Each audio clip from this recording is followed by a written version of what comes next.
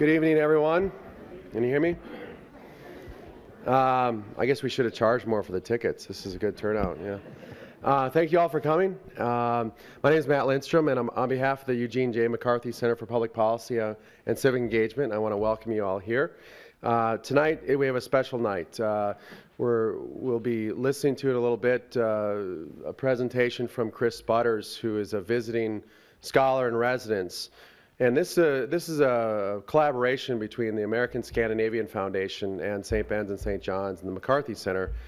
About a year ago, there were several faculty that were sitting around, kind of kicking around some ideas of bringing in guest speakers and guest scholars. And so several folks are here: Ernie Dietrich, John Hasselberg, and Derek Larson, and some others. Helped me put together a grant to the American Scandinavian Foundation to bring Professor Butters here this semester, where he is actually teaching a class in the political science department on sustainable urban planning. Chris Butters is an architect. He's worked all around the world. He's spent a good part of his life in France. He was born in South Africa. He has lived in Bhutan for about a decade, where he was an architect and a consultant on green building projects related to schools as well as hospitals. And hopefully you'll see some pictures of his work from Bhutan. And this semester, as I mentioned, he's teaching a political science class on sustainable urban planning. He received his bachelor's degree in architecture from the University of Montpellier in France and a postgraduate degree in energy planning in 1979 from the University of Oslo. So he's been a private architect. He's also an instructor at the University of Oslo in engineering courses as well as urban planning courses. And we're really, really fortunate to have him here for the semester, giving public lectures, visiting classes. He's also going to be going to a few conferences in Minnesota and around the country. So I'm not going to spend much more time. Let's just welcome Chris Butters and hear his presentation.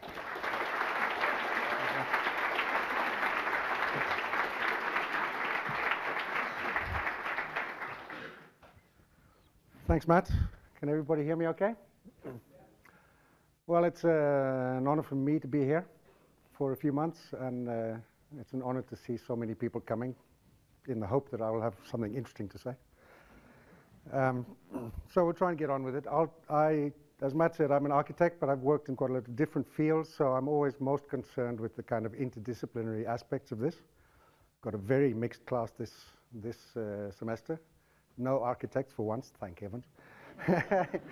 And I'm very concerned with things about how actually to get these things done in terms of sustainability, environmental stuff. And that's where Matt's work of the center is so important. It's not so much in the realm of technology anymore, it's actually how to get things moving. So we're back in the area of public policy and not least civic engagement that the McCarthy Center is all about, I guess. Okay, and among the other hats I wear, I've been a member and a founder for many years of this little group called Gaia Architects or Gaia Planners in Norway and internationally. And we've tried to be sort of in the forefront of this stuff in a small way. And those four little pictures maybe say something about what we think about. The one is everything from the global to the very small scale, and from nature to people, putting those parts together in a decent balance somehow. Actually, I can just do that, I think. Very briefly, what I thought I'd try to talk about is four main things. Firstly, just a little bit of background. Some of you will know this stuff. And then to talk a little bit about the state of the art in Europe. I'm still trying to figure out what is and what isn't appropriate to North America, and my students are helping me do that. Hopefully, in some ways we're ahead, in some ways we aren't, but I mean there certainly are lessons to be learned. I'll talk a little bit about the way we try to do things in Gaia, and I'll end off just trying to broaden with a couple of maybe the bigger issues. Yep. And I'll try not to be too scientific or too architectural, but just show some of the kind of things we work with. That's just one illustration of this measurement by the ecological footprint of different areas or countries. This one's for the city of Oslo. Which is just a method of figuring out our resource use, no? Land, energy, transport, food, not least. And we come out with a kind of a figure, which in this case is somewhere around 7 or 8 hectares of land per person in a developed country like Norway. which means if everybody was living like that, we'd need 3 or 4 planets, as Mahatma Gandhi said many years ago. Kind of intuitive mathematician, I think he was, because he was dead right. Anyway, that's one thing. And this does go back a long way. There's a lot of sustainability now, but a lot of it started with this kind of study by a Swede called Thomas Johansson, and of course your own Amory Lovins in the Rocky Mountain Institute in the 70s, trying to work out if we could make a sustainable world, cutting our own consumption of resources down to maybe about a quarter of what we use today. And they were looking at it economically and technically and found out it was quite possible. This is from 1984. And that's about what politicians are saying these days. So it's taken 25 years to get there. In fact, they're saying we can cut our resource use by maybe 7 or 8 times and still pretty much have the same lifestyle. So it was really groundbreaking research. In fact, this one by Thomas was done together with Robert Williams, who was at Princeton. Reddy is a brilliant Indian, and Jose Goldenberg ended up being energy minister in Brazil. So it was really a very international thing. So that was kind of forefront stuff, which has taken 20, 25 years to get onto the agenda of international policy, where I think the politicians understand it, and they haven't always got the population behind them. That's another problem for politicians these days.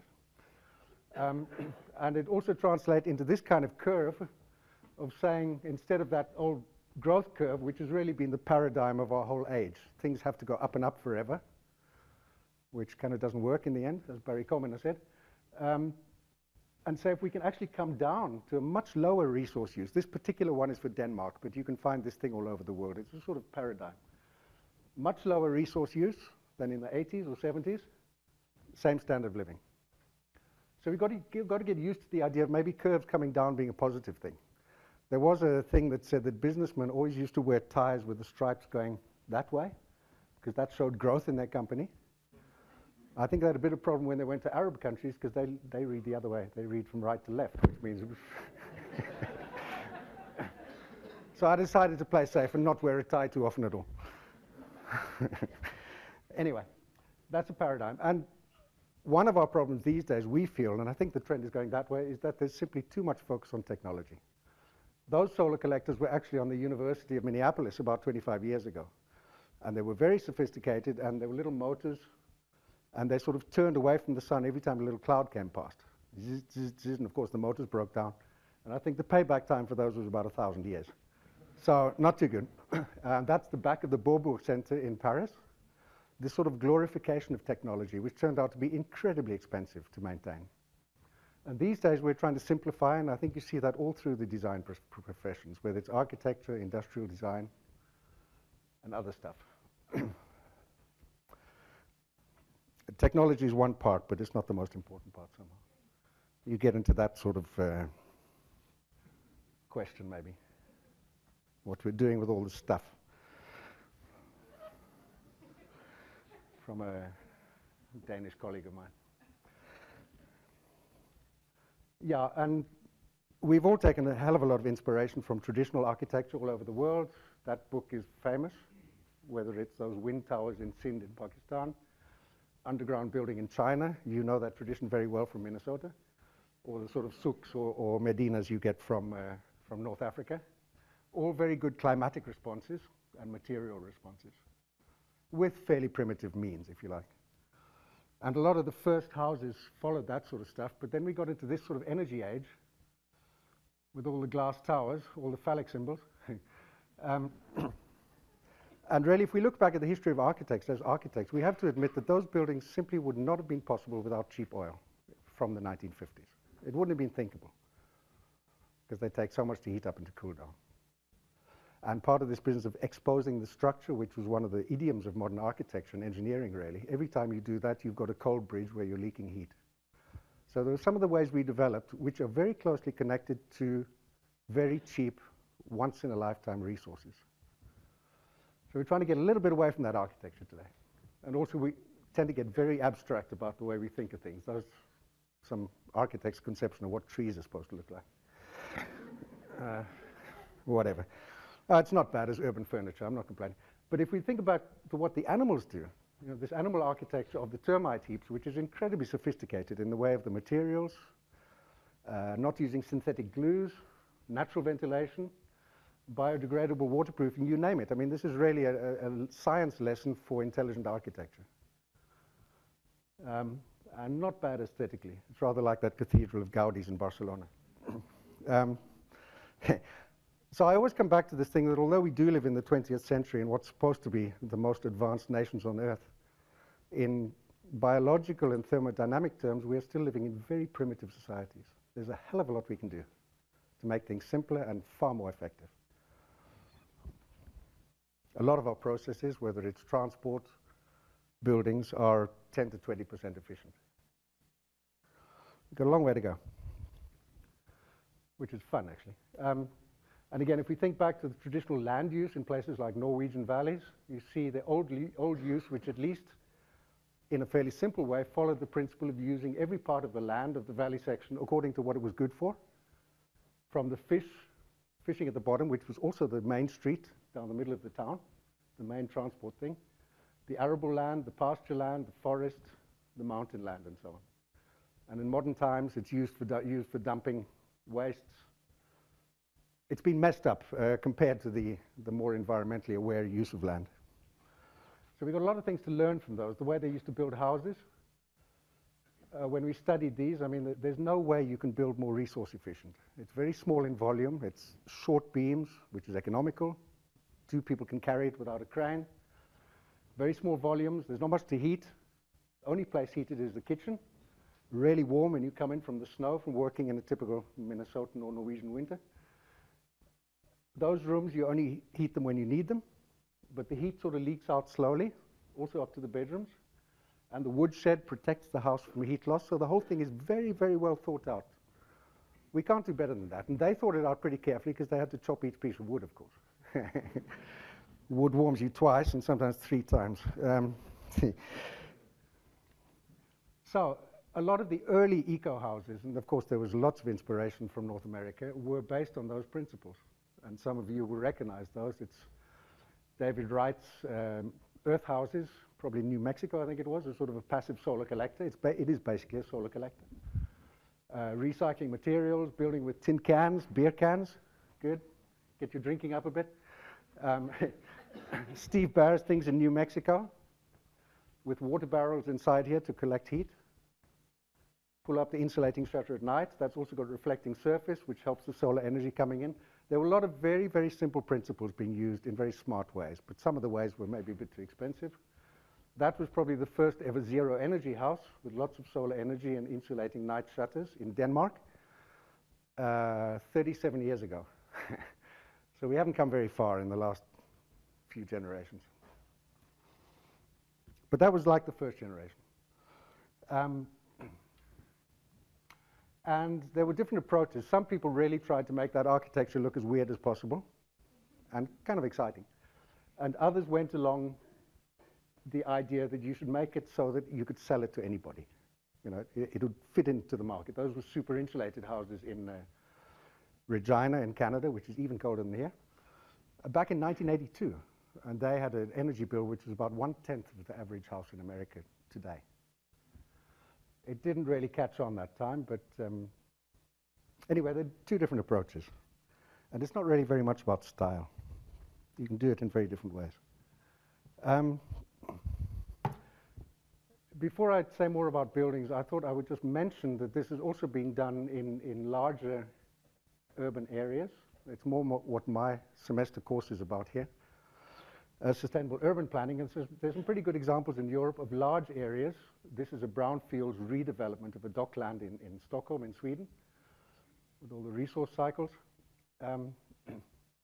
trying to create sustainable cities.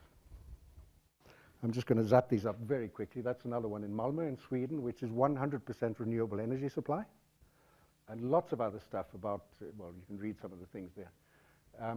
But it's not only looking at the ecological things, it's also looking at the social, the community and the economic aspects.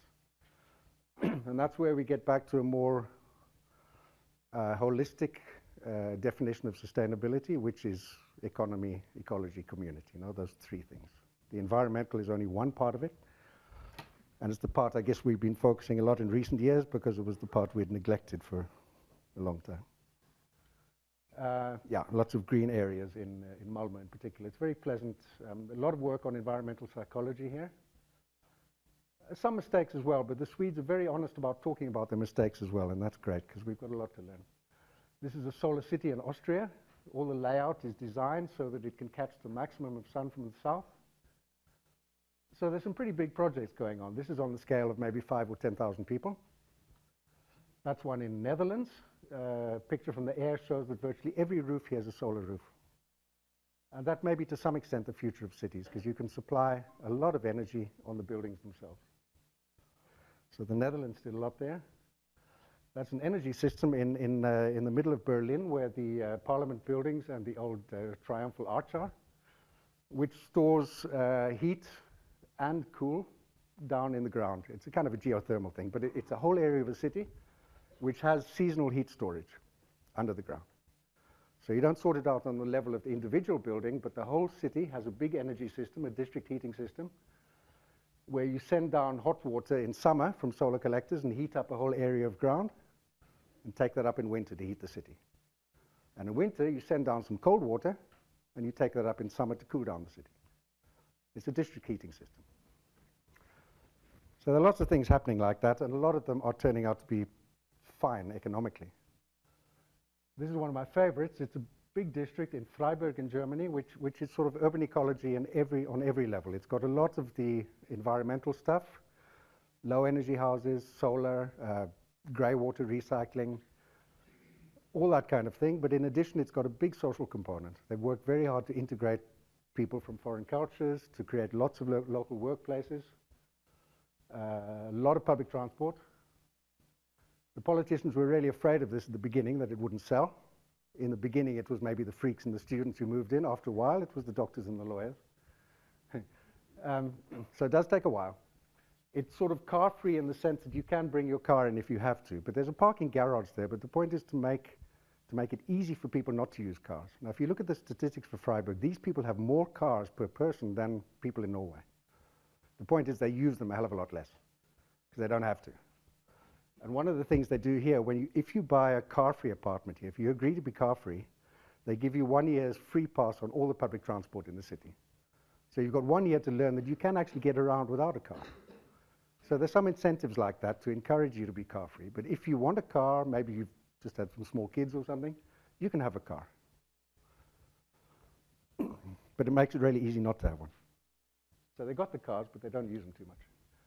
And this is an image I like again because it's a little bit that graph going down. This one is Hanover in Germany, and what they started doing already in 1992 was to talk about a zero-emission city. In other words, no climate emissions. And they're already down around here somewhere. In other words, that new city only has the climate emissions about 1/4 of a normal city. About 1/4. And they can do the rest as well. Now, some of the early things, the top reductions are quite easy. They're things like better efficiency, better building regulations for energy, more information, and so on. And some of the things are more advanced, and you get down to about that level, and if they want to reduce the remaining 20% of climate emissions, that's going to require building more renewable energy supplies outside the city, windmills, solar panels, to replace the last bit of oil and coal. But that's an image, really, of a city which exists today with about, as I say, about 1/4 of the climate emissions of a typical city. And they can get down there. So this is already with us. It's already possible. And it's not really difficult technically. But it's not happening. That's the bad part of it. It's not spreading very fast. But there was a guy on TV the other day, but you hear it all the time from the politicians and the politicians' consultants, that we're waiting for a technological breakthrough to make all this stuff possible. And it simply isn't true. There's a lot of this stuff we could have done 20 years ago. For sure, the efficiency is getting better, the windmills are getting better, but there's more than enough technology to do it today. There it is, anyway. Okay, back to buildings, and green buildings are many things. Hey. These are two of my favorites from Norway. That's a kind of a high-tech building, if you like. It's a dairy building by some friends of mine in Oslo. And you can see from the looks of the building, it's quite technical. It uses solar energy and heat recovery and stuff. It's made in quite high-tech materials, stainless steel, which you might say uses a lot of energy. And this is the other kind of image of a green building, if you can see the building. The roof goes whoop like that, and then along there, and then down there. And it's a very good ecological building. It's a house. In fact, that's the back side. The front side has lots of windows. This is the back side. Front side collects a lot of solar energy. But both of these are possible. It's not that one is good or better than the other.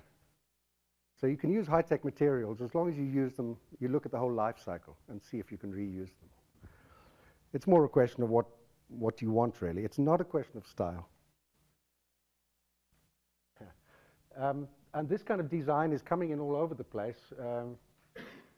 This is a nice little one which won an eco-design prize in Norway a few years ago. It's a baby bath, and it's made in totally natural materials or recyclable or degradable materials. Whereas you've got things like these rubber toys that little kids chew on, which have those softeners in and a lot of things which are environmentally very bad indeed. And that's the way we should design buildings, really. Totally safe. All right, big deal. Graph. It's just a thing about life cycle costs, because when we buy a building, you pay that much for the building. But the next 50 or 100 years, you keep on paying more for the building. For maintenance, maybe after 30 years, you change the roof, the wall panels. Every 15 years, people usually chuck out their kitchen and put a new one. The technology, the IT stuff. So all those costs that mount up, and what we really need to do is look at the life cycle costs. And that's coming in more and more now, which means we can really think about, if you use a little bit more money there in the beginning for more insulation, energy windows, whatever, long-lasting materials, then you can save a lot of that stuff. Getting the financial system to accept that, or getting incentives for individual people to pay more from their pockets for the house, that's the difficult part. Again, it's more back to Matt and his bunch with public policy and stuff. Again, looking back in history, if we look at old buildings, they're incredibly simple in the materials used. There are only 5 or 6 materials in buildings like this. They're also incredibly flexible.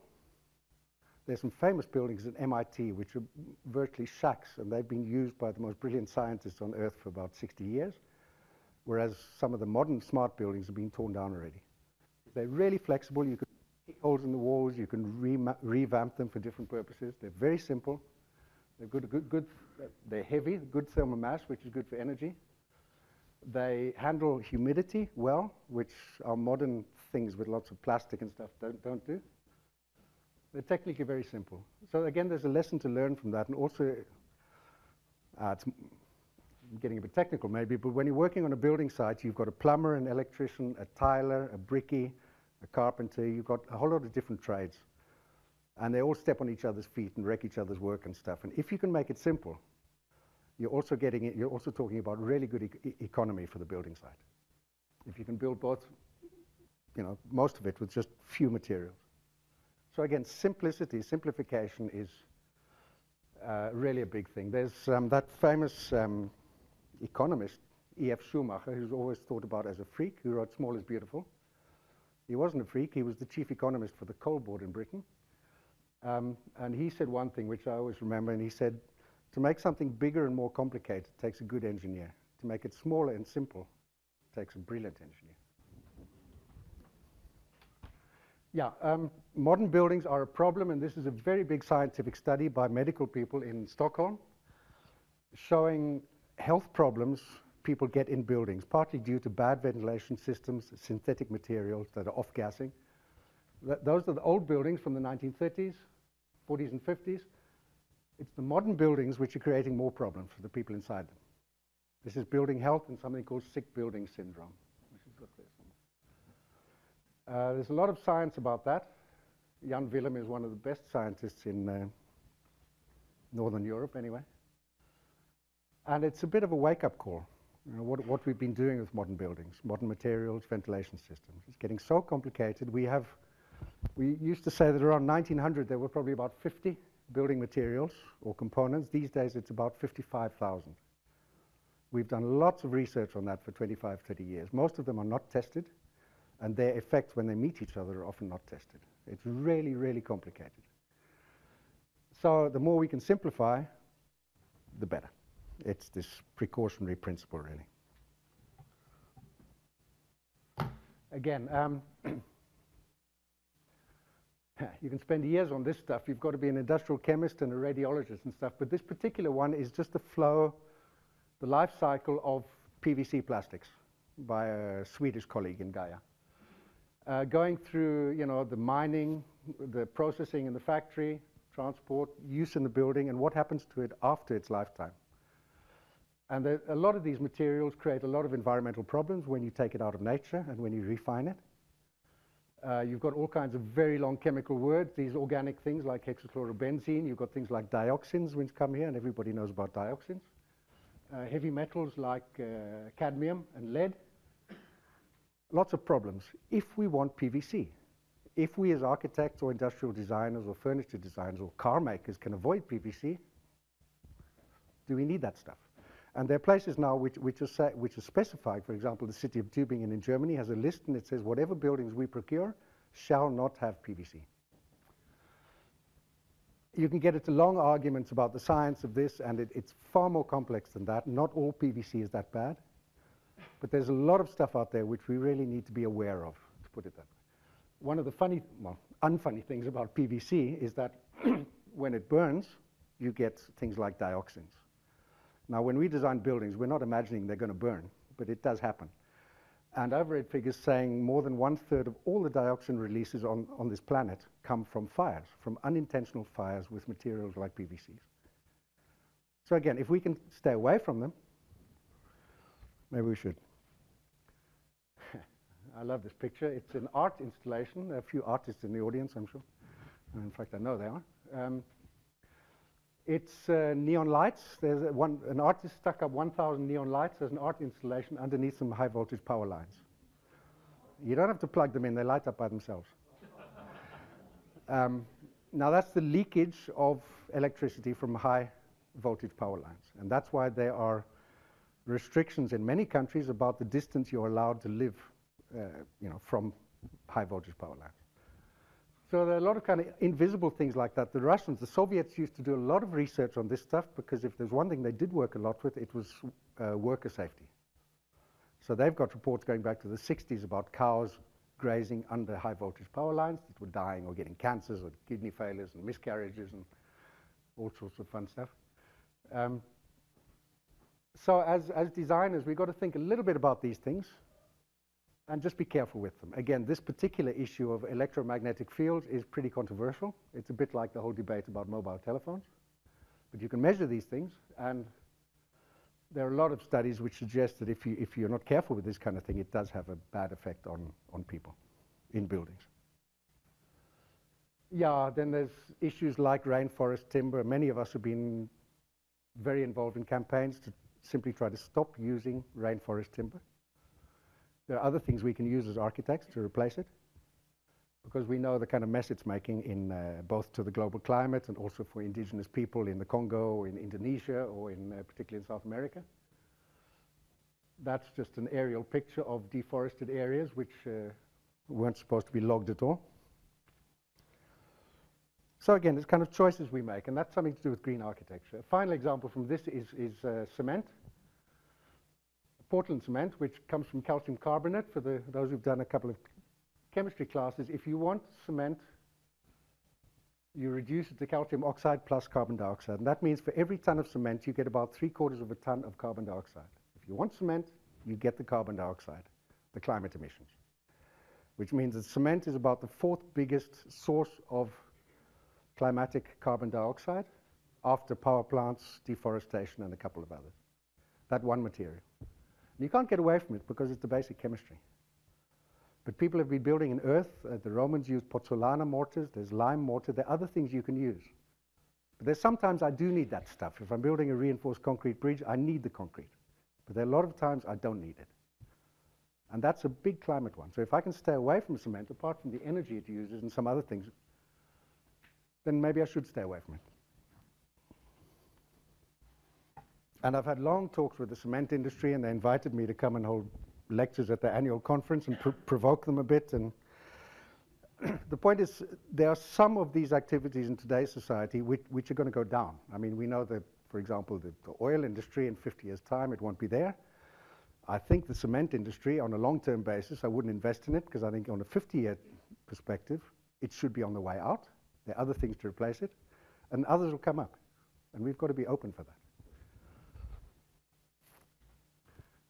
And that's a building which didn't use cement, and everybody thinks it's a palace. That was built in rammed earth in 1840 in Norway, in the Norwegian climate. It's a king's palace. And lots of you in America, you know all about adobe building and earth building, and it's a wonderful material. Technically, it's brilliant. Health-wise, scientifically, it's brilliant. It's a little bit harder to industrialize. That's about the only problem with it. So that's one of the things we work with a lot. And again, I won't go into it, but again, if we look at the whole life cycle of these things, if we look, for example, at that thing of tropical hardwood, we've got different phases in when we use a resource. You've got the mining, processing, transport, the actual use in the lifetime, and what happens after the lifetime. And if you look at tropical hardwood, the main problem is when we take it out of the forest. We're wrecking the forest, we're stomping on indigenous people. Once you get tropical hardwood, it is beautiful. I love it. Architects love it. But we've got to think about where it came from. Other things like, for example, the solvents in synthetic paints. The main problem is for the painters because they were getting brain damage from the solvents in paints, and they still are today in developing countries. Or if you look at that cement thing up there, the carbon dioxide is in the mining or the first processing. So you get effects in different parts of the life cycle. And me as an architect, I can't only think about when I'm constructing a building. I've got to think what happens when the building dies in 100 years' time. Can it be recycled? Is it going to decompose badly? And I've got to think about where those things are coming from. If I've got some climate effects or some ethical effects somewhere else in the life cycle.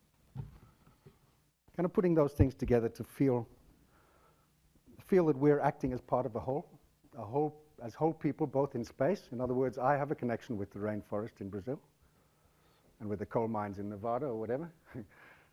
And I've also got a connection in time with what happened or how people built 200 years ago and what's going to happen for my great-grandchildren or whatever. So we become a little bit more whole people, both in space and time. And I think that's nice. The last technical picture, I think it's just a little example. I've got a concrete choice as an architect. If I want to make an internal wall in a building, between doing it in timber or doing it in light metal frames. Pretty much the same price these days. And you can work out for the same wall carrying the same amount of weight, what the carbon dioxide consequence of that choice is.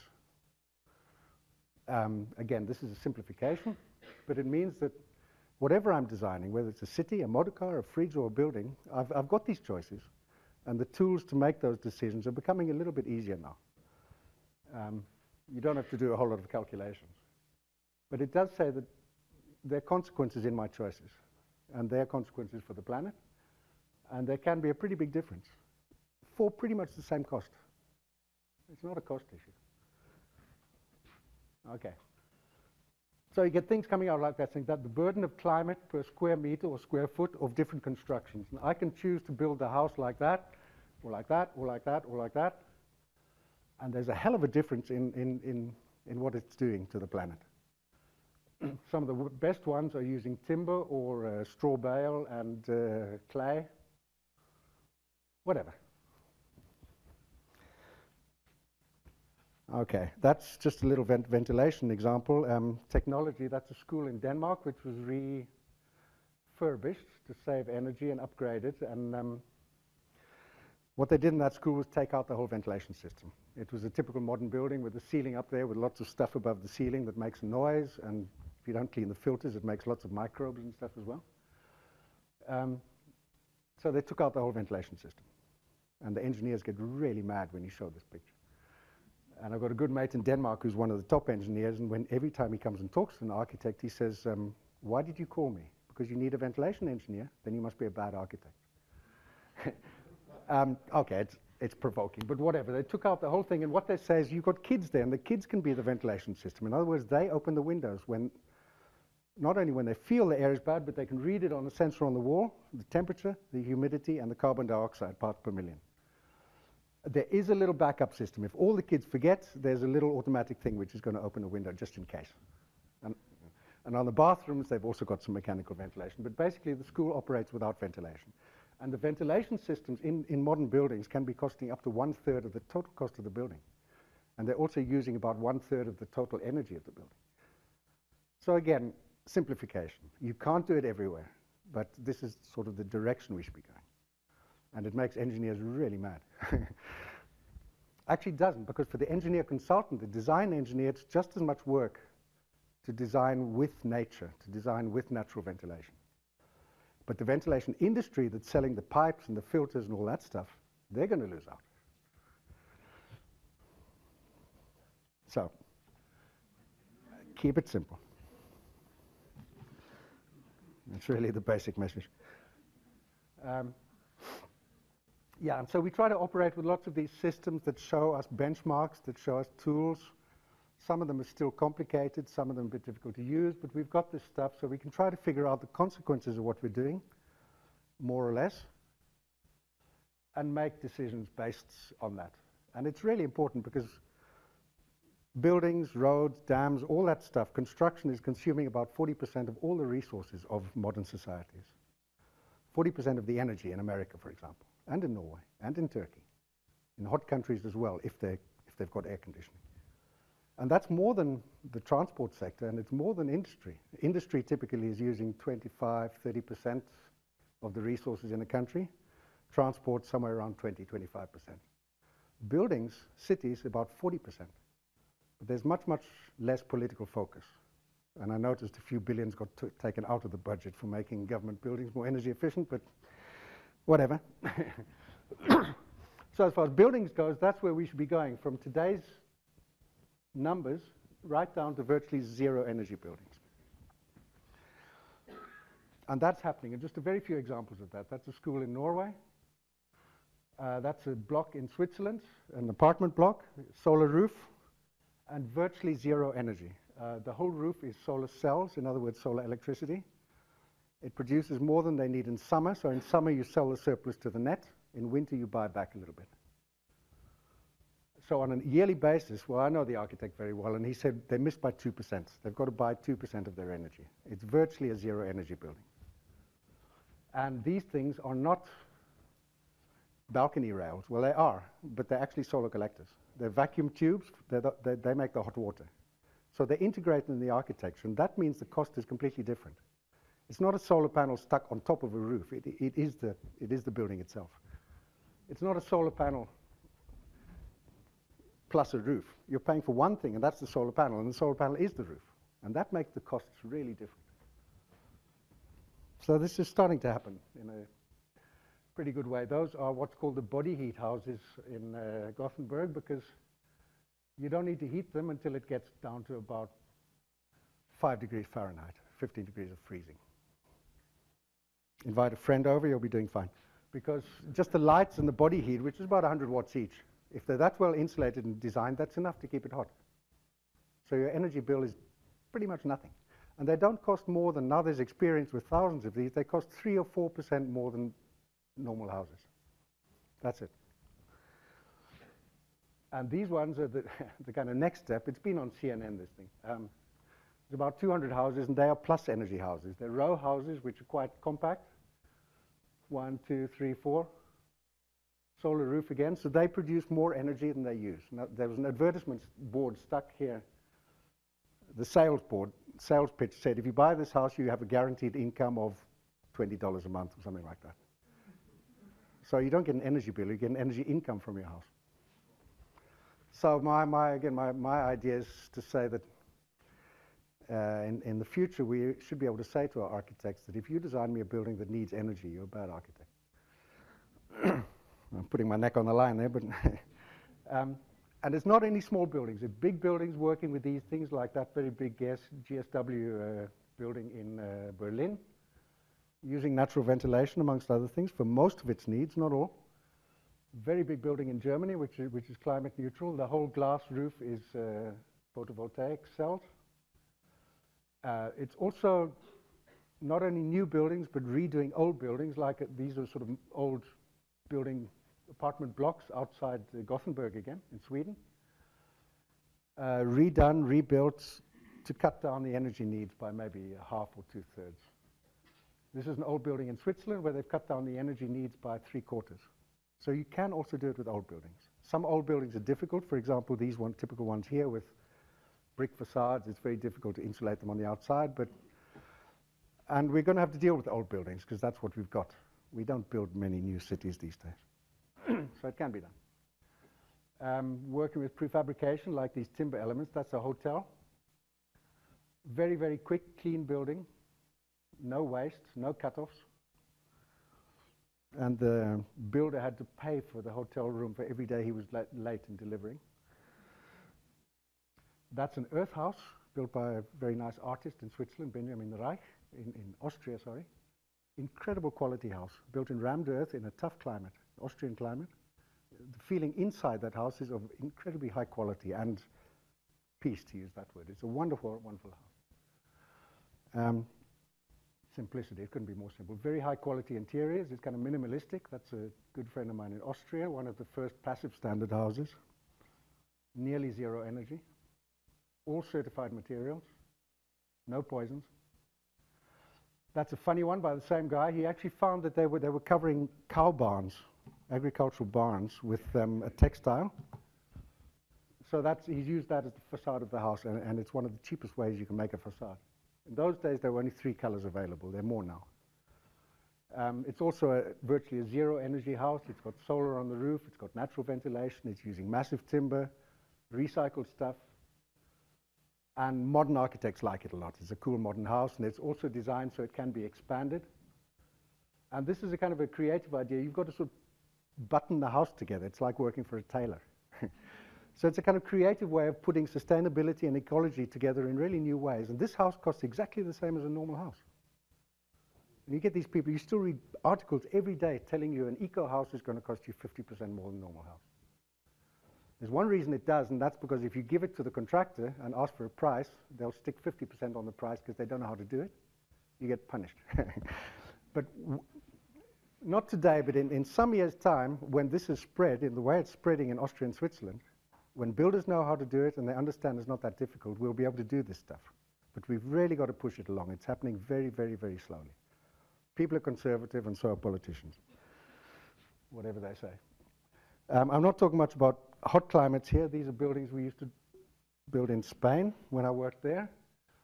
Mediterranean climate, of course, which you have in some parts of the States. That's a slightly different approach, but the same sorts of principles apply. Green schools I was working with in Taiwan. That's another story. I won't get into that. So just a few Gaia buildings. This was, as I say, we're a group of architects. There's an agronomist, there's a carpenter, there are different people working with Gaia. That's an old fish warehouse in Bergen, which I converted using a heat pump, some passive solar, converted to apartments some years ago. Those are low-emission schools using some of the only buildings that are 100% run on natural ventilation. There's no mechanical ventilation here. The roof, you can see on the left there, is actually shaped like an airplane wing to get the Venturi effect that you're actually forcing the air through the roof there. So that helps to suck the used air out of the building. All natural materials and pretty much a normal budget. There's some more schools in Scotland. That's the first ever passive school, and they couldn't produce it in Scotland, so my colleagues in Scotland are importing the whole school from Austria. And that gives the Scottish industry a hell of a kick. They're really mad about it, but that'll teach them to damn well learn to do it themselves, hopefully. And another one, which just won a few awards by some of my colleagues in Norway, it's a kindergarten in Kongsberg. Just won some prizes, and that's a straw bale building, which a lot of people think is really fringe stuff, really marginal. Well, maybe it is, but it's a really, really good building material. Yeah, we work a lot with construction. We've published books about it. That one's coming out in a new edition soon. Complicated business. This is another one of my colleagues. That whole house is designed so particularly so it can be disassembled in 40 years' time. So you think about the way you put things together, maybe with battens holding the floorboards or with screws, not nails, and whatever. You don't use glues, don't use composite materials. So it's kind of trying to design, thinking about the future. And this has been going on like in the computer industry and some other things for years. Olivetti's been working on that for 30 years because they've got to take their own products back, same like you have to with fridges and things these days. And if the guys who make them have a life cycle responsibility and they've got to take their own things back, then they think about what they put in it and how they put it together. It's got lots of poison gases in it, if it's screwed together, welded together. And that creates that whole eco-design thing, that they think from cradle to grave. They think about what's going to happen to this particular product after its lifetime. And those ones, they went even further and tried to study that. There are 5 holiday units on the shoreline in South Norway. And it's sort of made so that the whole building can be composted. In other words, virtually every single component they went through and tried to find a component which was biodegradable. There are a couple of high quality elements like copper pipes, which you can take out and use somewhere else. But otherwise, basically you can pull the plug out on that building and within 4 years it'll be gone. It won't leave any footprint in nature. So it's like saying, you know, using light foundations, light materials, being able to take things away. Like saying when we impact nature, when we build in nature, we should act as if we're only visiting for a short time and not messing it up forever. Okay, more buildings made in clay plaster, earth plaster. It's really fun working with it. It's usually done in groups. There's nothing cleaner than dirt. Recycling old buildings. This is an enormous barn up in central Norway, which we're trying to, well, which we're busy doing now as a sort of ecological and energy visitor center, which they were going to demolish. About 200 feet long. Hell of a building. So we get into old buildings as well. This is a very big building by our German colleagues, which has common space, commercial space on the bottom, offices, and then about 4 floors of residence. Uses natural ventilation, uses these plants very consciously. It's not just a question of making pretty plants, but working with a botanist and biologist and choosing plants which have a function for cleaning the air. You know, they've got a function. So it's got lots of these environmental things and won quite a few prizes, and afterwards they actually worked out that it didn't cost much more than a normal building. But as I say, there are not many of these. We work a lot with civic participation, with users, house owners. This is an incredible project which particularly my colleagues in Scotland have used a few times, which is called the Children's Eco City, because it's really fun to work with the kids. We get together a whole bunch of kids and make them build a model of a city. It takes a lot of setting up. It's an incredible publicity stunt. At the end of the week, you call in the parents and the teachers, and the teachers can't believe what 10-year-olds can build. And they start to understand, you know, where the energy is produced, where the sewage is going, how they're sorting out the public transport. A fantastic thing. It takes about a week. You give them hard hats. It's lots of fun. They did it in Ireland once, and they got kids from both sides. And these kids had never talked to each other. And at the end of the week, the parents came along, and those parents came, and they had never talked to each other their whole lives. And they came, and they were building their eco-city. And the mayor came along when they did one of these in Dunfermline, and he said, some kids had proposed a cable car up the mountain. The mayor said, I'm so glad the kids proposed that, because I've been dying to do that since I was a kid. Anyway, bigger communities. This is a very eco one in Netherlands, where again our colleagues were pretty active on this one. But again, it was very much a participation thing, where even the kids participated. Lots of organic gardening there, low energy buildings, water recycling. The whole thing. We would try to work a lot with natural materials, handcraft. That's a studio for the Simple Minds rock group. Those are some buildings in Lithuania which are built with the villages. Again, that's a straw bale and clay building. It's quite a lot of different stuff. Working with timber, they were actually 2 of my students who built a house as their diploma. So the jury had to go to Stavanger to judge their thesis. Using a lot of, trying to work with craftsmanship, details, again, with honest materials. Wood isn't a natural material if it's full of chemicals. You can always talk about wood, but wood, there's wooden wood. Use the right kind of wood in the right place, then you don't need to treat it with a whole battery of chemicals.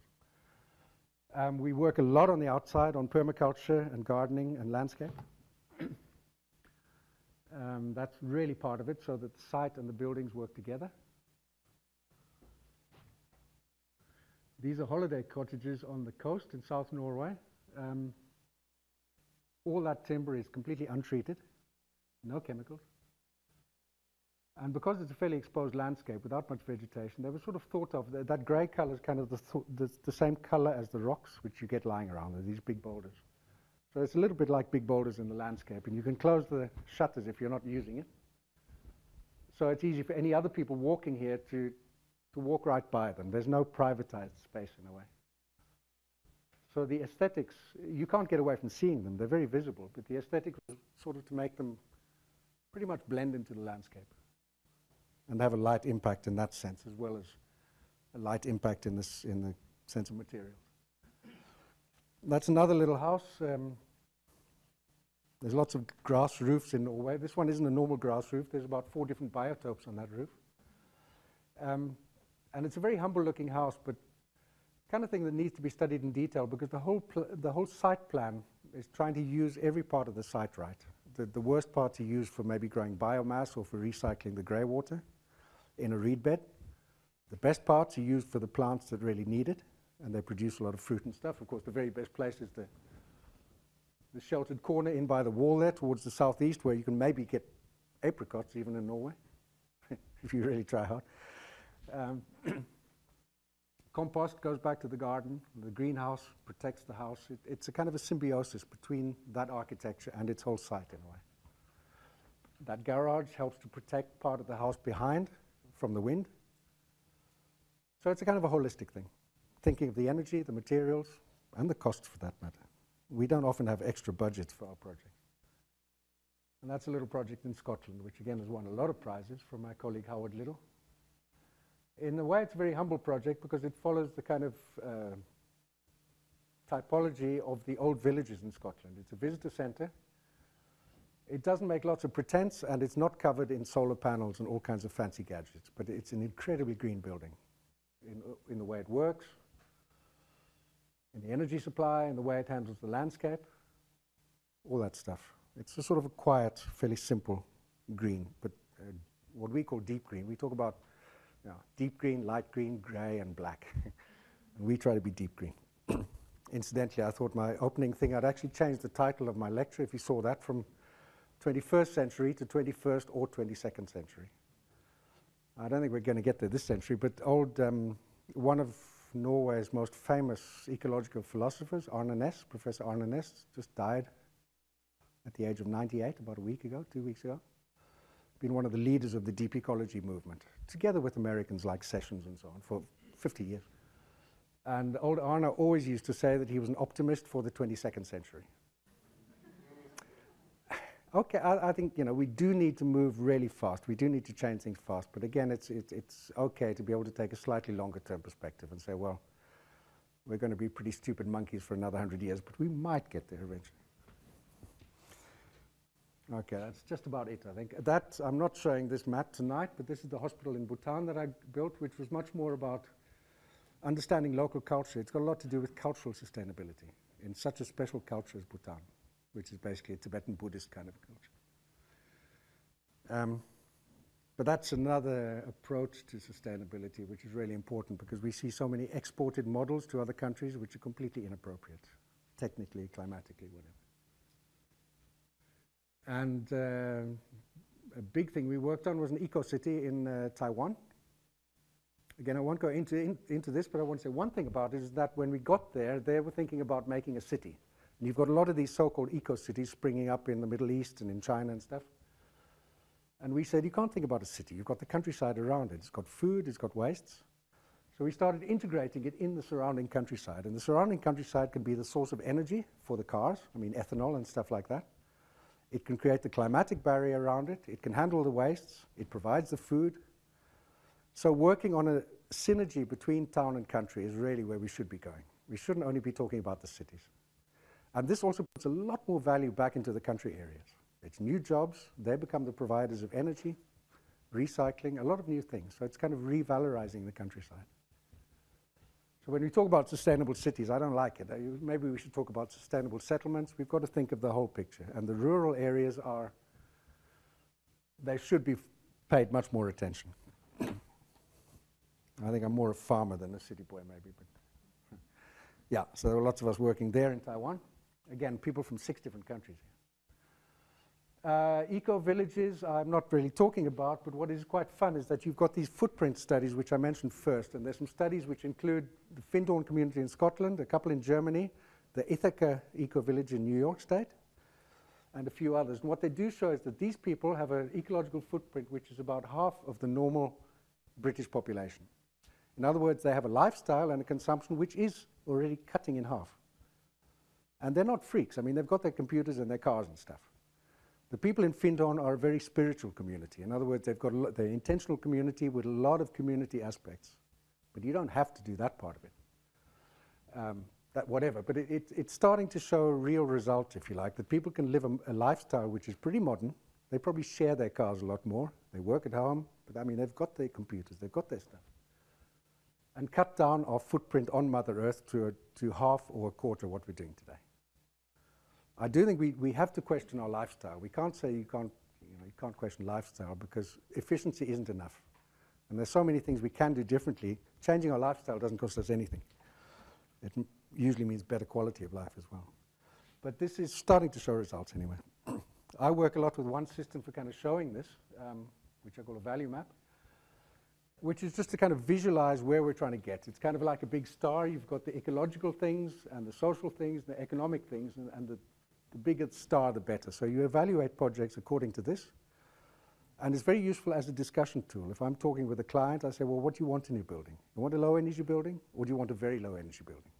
So I say, he wants there. So you sort out what are the targets and what aren't the targets, and then nail them to it. And if you've got the banker comes along and says, the only thing I care about is that it shouldn't cost a dime, it should be really cheap, then you can say, well, if you want a decent project, you've got to have good quality in all areas. You've got to have a good social quality, it's got to look nice, it's got to work ecologically. So it forces people not to be specialists anymore. The architect will tend to look at the aesthetics and say, I don't care what it costs, and I don't care how much energy it uses, and that's not good enough. If we want to be sustainable, we've got to have a reasonably good quality in all those areas. And that's why it's no good being specialists anymore. And if you put those things together, I think you can get pretty far. Okay, I think the very last slide. I hope there's some questions after this. Just a thought I want to throw out to provoke, and that is this idea I talk about, I think after my years in Bhutan, which is a so-called undeveloped country. Maybe there's something called overdevelopment, and this comes out in certain areas. We see, that graph of rising quantitative growth or gross national product or whatever, material growth. And we know, for example, in economics, if you look at technology advances and stuff, the cost of producing steel or getting resources out goes down and down because we get more efficient technologically. After a while, it goes up again because the resource gets scarce, so we've got to go and get it from further away, or the diseconomies, the environmental impacts get accounted. So we get more and more kind of disbenefits of a certain kind of progress. And I reckon after a certain point, we get to this thing where all the benefits that we get from technological progress kind of peak out, and then we start getting more negative impacts, whether it's stress, pollution, whatever. And people I've talked to about this, we often say that maybe somewhere around the 1970s in our countries, we pretty much got to the top. We already had a very high standard of living. We already had 2 TVs, maybe not 4, but at least we had 2 by then. Things like that. And somehow we're going too far. And it simply is not progress anymore. The disbenefits are getting more and more, in a way. So I think it's maybe just a thought. Have we actually gone too far? Are we becoming overdeveloped countries? Maybe we should get the Indians and the Africans to come and help us de-develop. I mean it, partly. And Bhutan was a very interesting example because the king of Bhutan himself said, let's stop talking about gross national product, let's talk about gross national happiness. And they're trying to implement that in their finance department. I mean, in their serious stuff. It's very simple, Of course, gross national happiness is more important than gross national product. But this is a country leader who actually says it. It's very wise and very simple. And they mean it, and they're actually trying to do it. And I say, in their banking system, in their finance, in their planning department. They try to choose projects according to not how much money they're going to make, but whether they actually are going to increase the real welfare of the people ahead of all the economic stuff or whatever. So again, there's something about overdevelopment. Bhutan is a so-called primitive country, but they've got some of their priorities right. And they're trying to keep it like that in the face of a world which is kind of pointing in another direction, maybe. So, last slide, I think. Back to architecture. This is, again, one more example of an office building, a corporate building, a little corporate building north of Zurich in Switzerland, which is a corporation which runs fast food restaurants on the highway, which doesn't sound very ecological. They've got about 200 of them in Germany, Switzerland, Czechoslovakia. They're hoping to break into Norway, in which case I might get a job to design one. Yes. But they sell ecological fast food. It's really great. If you're ever in Germany, you stop at this place, Marché. It's like a bazaar inside, and you can go around and get eco yogurt or fresh fruit juice or Thai food or ecological yak hamburgers. I don't think they quite have, but it's all green food. And it's so fantastic to go in there and buy the stuff. It's all fast food. You end up taking far too much the first time you go there. But it's a fast food restaurant, and so he said, all right, we're doing green food, green marketing, so we want a green building.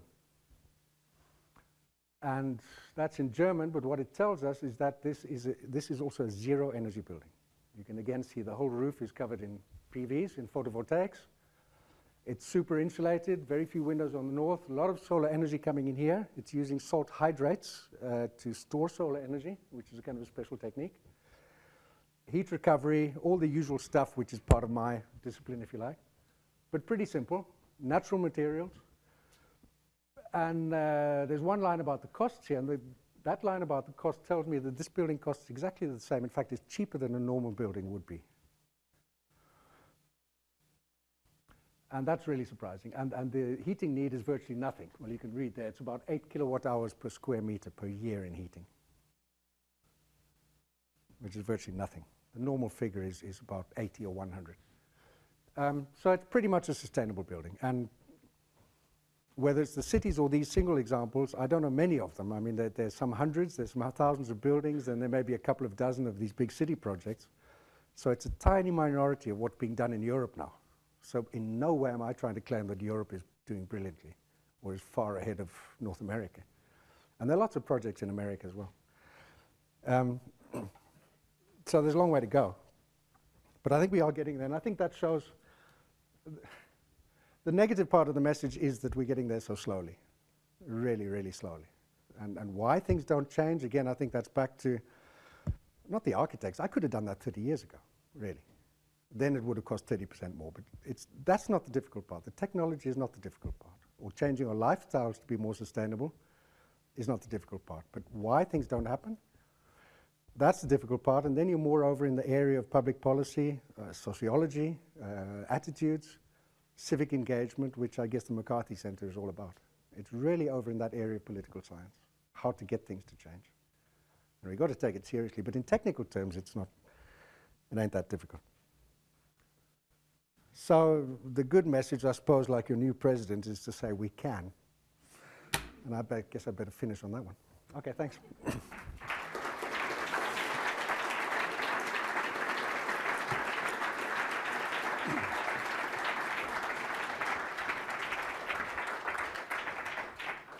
Thanks a lot, Chris. I know there's a couple, at least one class here that may want to go back to the classroom now or say you're welcome.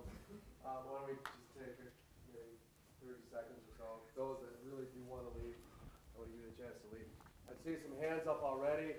We have 20, 30 minutes or so of questions, answers, discussion, and so forth. I'll let Chris handle the Q&A here. So maybe just wait 10 seconds or so as people filter out, get the noise level back down. So if you want to leave, you got 10 seconds. Get out of here. Otherwise, stay for 20, 30 minutes here.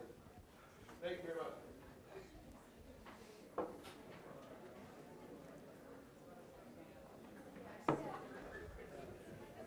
Well, those who are leaving, thanks for coming. And yeah, if there's some questions in discussion and some objections would be nice to hear as well, because I'm sure I've been lying a few times. Whatever. Earlier in the seminar, you mentioned the need to kind of think outside the city, so to speak. We do, however, have cities. What are the I had it all written down. I had all else written down. What are the problems and prospects of building renewable energies in already existing urban areas? Yeah, the question is what to do with existing cities, and existing cities are messy. It really isn't easy. There are big European programs now which are looking at just that, of how to integrate renewable energy on a big scale into cities. Mainly it's a question, well, there are two things I would say. One is the question of solar, which basically just means using the roofs. So the more that are south-facing, the better. When you've got a skyscraper city, you may be able to have solar panels on the top 3 floors, but the 40 floors below that, no way. You know, you can't make a solar skyscraper, whatever some people may be claiming. But anyway, solar is one big thing, like that one town I showed in the Netherlands, and it may well be that our cityscapes, or at least our townscapes in future, are going to be largely composed of solar roofs. Why not? I mean, the solar roof is a different kind of roofing tile, to put it that way. And you can do it in different colors. You know, it doesn't have to be blue. It can be black, it can be brown, as long as it's a fairly dark color. The Japanese are making some which are shaped like roof tiles. So that's one thing. Another is to use, I would say, the waste resources more. And this was pointed out by hygienists in Britain in about 1840, when they were complaining about why we're throwing away all the resources from the city in the way of you know, the muck from the toilets and the muck from animals, the compost and all that, because the amount of nutrients and the amount of energy that the city is throwing away is actually very big. And these days, a lot of it goes to, for example, energy plants, which feed back a little bit of energy to the city. But that's actually rather a misuse of nutrients. And for example, burning wood for energy purposes is a bit of a misuse as well. But anyway, it's something about closing those loops, and that Stockholm model shows this kind of, this Hammarby model, of how to close the loops a bit better so that the city, which actually is throwing away a lot of resources and energy, can get it back a bit more. Things like wind, you've got lots of dreamy projects with windmills on top of buildings, but it's not really very practical. It may make the building shake. It's smarter to have a big windmill somewhere outside the city. It just is, both in economic terms and otherwise. So a bit of wind maybe, but not very much. And other energy production, you don't actually have much in cities. Using that area under Berlin, for example, is using geothermal heat, which is right under the city. And you're using a lot of geothermal and heat pumps in this part of the world. So that, in a way, is using your resources better, because you're using the heat that's right underneath your house or your city. But the actual production of renewable, the main one for cities, is going to be solar. Yeah, there's nothing. Which is the best insulation as far as Which is the best insulation? We've sweated on that one literally for 30 years. We don't like the mineral fibers and rock wool and glass wool and stuff. We don't like polystyrene, the white bubbly plastic stuff. Polyurethane even less. Because of the ecological costs, some of the pollution issues, the fibers in the glass wool have been suspect for many years, although the industry kills us every time we say it. You've got that recycled newspaper stuff, which is not bad, except they tend to add borax salt, I think it's called in English, the borax, kind of borax stuff. There's some fire things, and that's not that good ecologically. We've really sweated to find a good one for years and years. There's a new one come out in Norway, which is recycled textiles. Norway, which is a little country, about the population of Minnesota, they throw away about 12,000 tons of textiles every year. So what they do is they sort out the synthetics, so it's just wool and cotton, and shred it up into something that looks just like a normal insulation bat. Gray, little fluffy stuff, but you can lie on it without scratching, like with the glass wool and stuff. And that takes about 1/3 as much energy and money as making fiberglass. And it's this ideal ecological thing of taking a waste and making it into a new resource. Now, normally those textiles, they get chucked on the rubbish heap, and if they rot to methane, that's about the same as the emissions from 50,000 cars. So it really is taking a waste product and making it into a new resource in the form of insulation bats. And that's, at the moment, that's just about the best one I've got. But you couldn't cover more than maybe 10 or 15% of the country's needs in insulation in that way. So that there's some other things. There's hemp, marijuana. It's a fantastic material. which is coming. You can make plates, you can make trousers out of marijuana, you can make insulation. It really is a serious, very serious industrial material which is coming up now. Apparently it's not the strongest kind if you really want to smoke it, but whatever. There's hemp, there's sheep's wool, which is being used by a lot of people. There's linseed. So there are some alternative insulation materials in small quantities. But that, it's an interesting question because we've been sweating on that, and insulation materials to find a really eco one has been one of our biggest problems. You've got straw bale as well. It's a difficult one, but it's a very good question.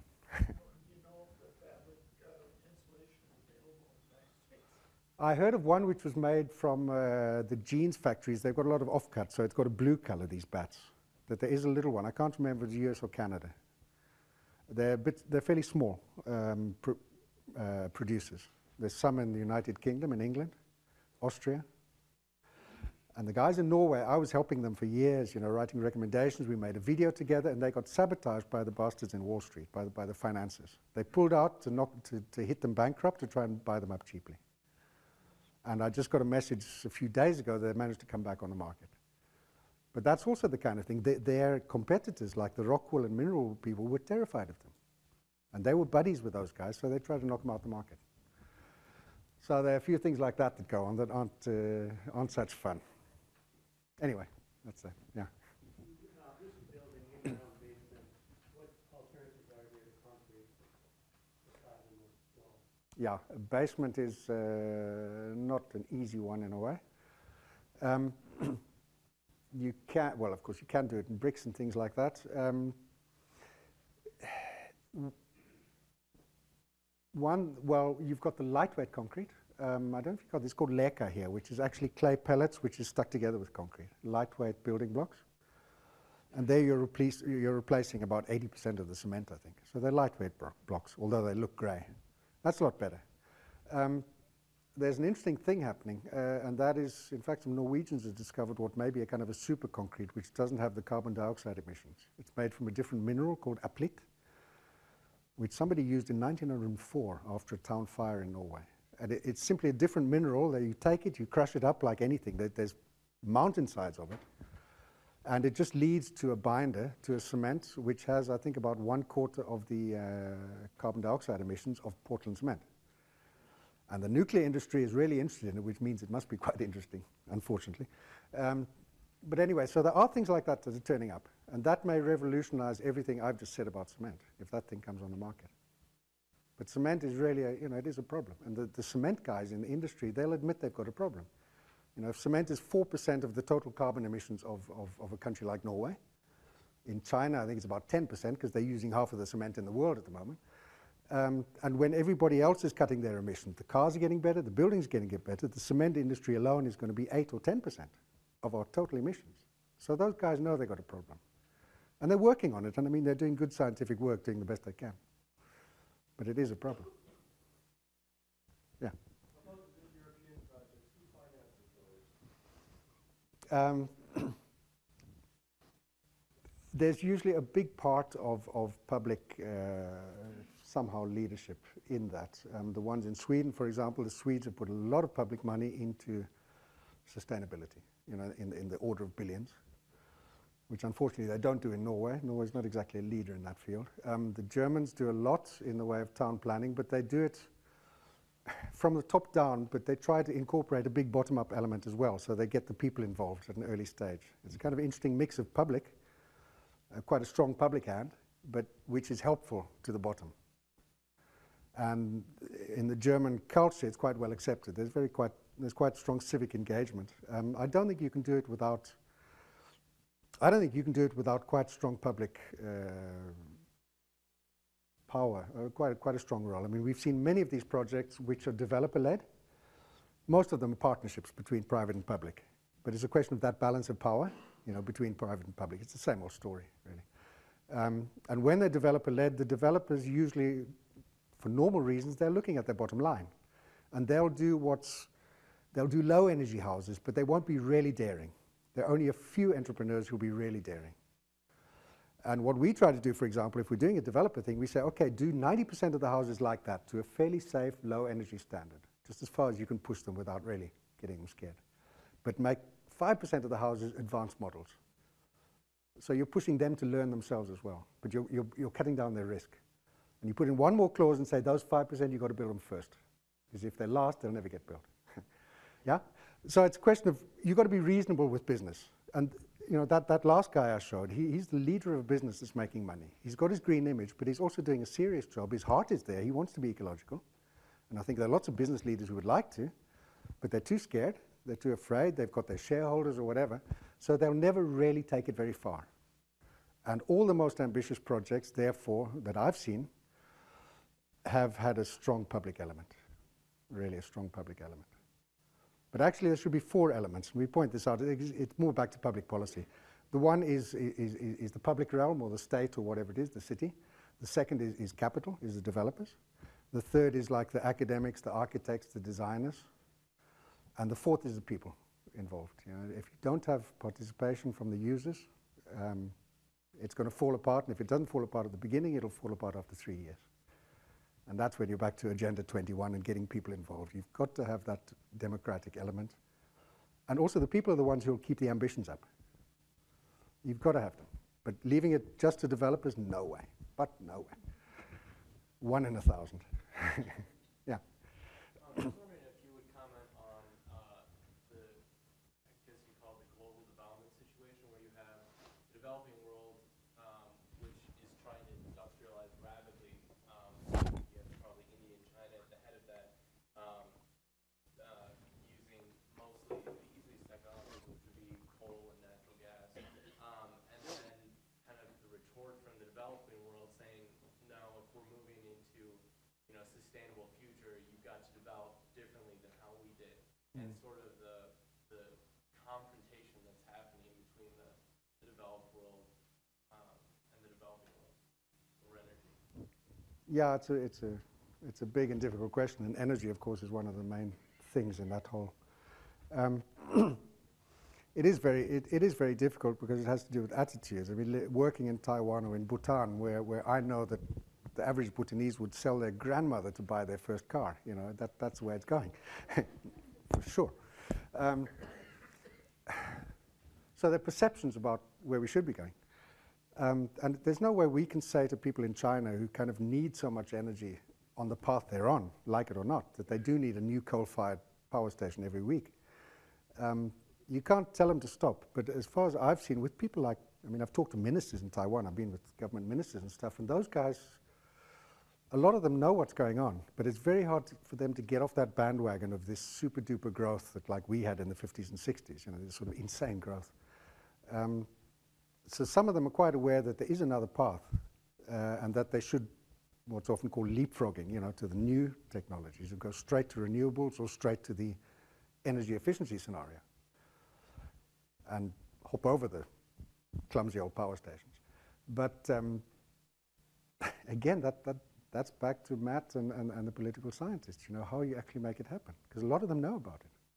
And a similar situation, which is that of countries in crisis. Whether it's the Balkans, where I've had some contacts, or South Africa, where I come from, when people have got to reconstruct very quickly and there are 8 million people needing homes, they end up building the same old crap that they built in the 1950s. They copied the stuff that was there before, when they've got a golden opportunity to do something better, because they haven't got time or whatever, that sort of crisis stuff. So I don't know, we can't sort of export ideologies too strongly. And there are not many of us who are prepared to change our lifestyle or direction either. The majority of people in America or Norway, they just want to buy bigger cars and have their sprawl and all that stuff, So there's a long way to go. But there is that awareness, I think, and there certainly is the technological possibility of going another way.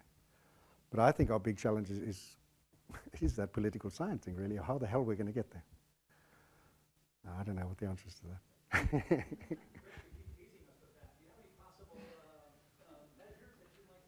I got a really big machine gun under my bed at home. No, really not. One thing that always strikes me is that we are, to a large extent, led by advertising and the media and stuff. And again, the people I lived with in Bhutan, they were so led by the soaps, by the soap operas, and the tourists. And for them, every foreigner was a guy with 3 cameras and good health who was walking up mountains. Because the sick guys without any cameras, from the ghettos, they didn't go to Bhutan. They couldn't pay for it.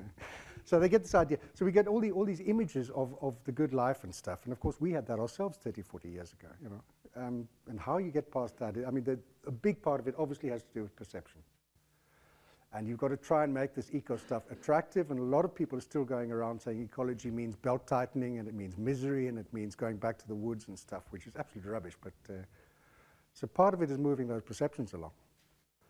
And another driver, for sure, is a serious crisis. And in one way, you could say if this financial crisis would really, really, really get much, much worse, some of the wrong people would suffer. But you see what people do in times of war and stuff like that. They suddenly become self-sufficient in vegetables, and they car share and stuff.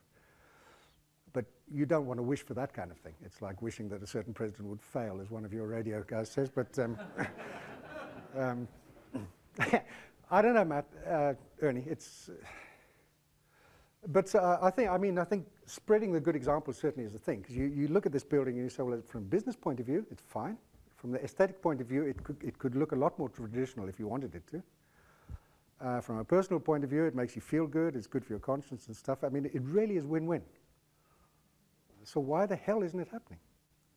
But there's this kind of inertia going on. I mean, I remember when I used to do energy audits in the 80s, I could go to a business in Norway and say, if you guys put in a heat pump in your laundry or whatever, payback time 6 months after that, you'll be making clear profit. And they still didn't do it. They're fast asleep, you know, big deal. There's this kind of inertia. And that inertia, again, is related to being too damn comfortable. And people in Norway are so comfortable. They're sitting so comfortably. Why the hell should we bother? And we do have a problem there, you know, really. It ain't good enough, but I don't know what the hell to do about it. Yeah. Yeah. Well, it's a mix. I mean, some parts of me don't like prefabrication because I love handcraft and all that stuff. But maybe it has to be a mix. And like these passive houses they're making in particularly Austria and Switzerland places, which are little regional wood factories. It's not on a mega scale, so it's local jobs connected with the local trees and the local architects, and you know, it's all that local economy thing. And they do work of such precision. You know, you get a really airtight house, but with breathing walls. Everything's cut right, so you don't get all the waste and the pile of heap you see on a normal building site. It's all done dry in the factory, so you don't get half the stuff is wet before you've put the roof on. You know, you got that precision, economy. As an architect, I can do a rough drawing, a sketch drawing, send it to them. They'll do some more drawings. They stick a button, and it goes to the machine that cuts it. You know, so I don't even have to do the detailed drawings anymore, and that includes all the conduits for electricity and all the little stuff. So there obviously is a lot of advantage in doing that. But there again, that sort of prefabrication, I can draw a house which is totally different from the next one. It doesn't have to be a series of 1,000 little boxes.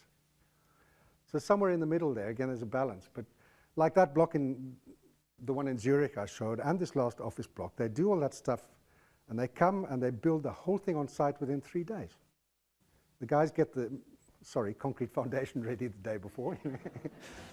And what I've got to do is make sure there's a crane on site, and they come and the whole thing's up in 3 days.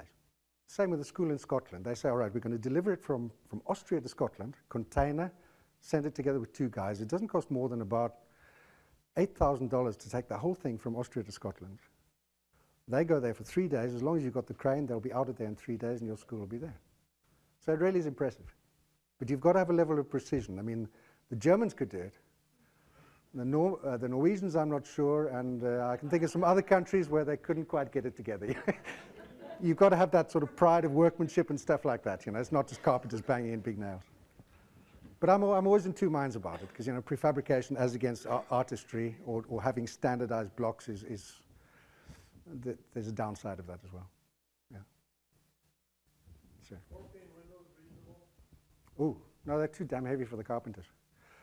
That's the main problem with the 3-layer windows or something like that. It's really heavy for the carpenters to lift these things. So I think the best 2-layer energy glass, the main thing is the frame. The main loss is through the frames of the windows. And now they've got frames which are insulated. So you're getting down to a U value. Sorry, you're in R, which is the opposite. But U value is down to about 0.6 for the whole window, including the frame, which is incredibly low. And the old ones were about 1.6. And the second part of that is to say, well, don't use too much glass. I mean, architects are totally in love with glass. The flat glass roofs, north wall in glass. The glass industry is brilliant at advertising.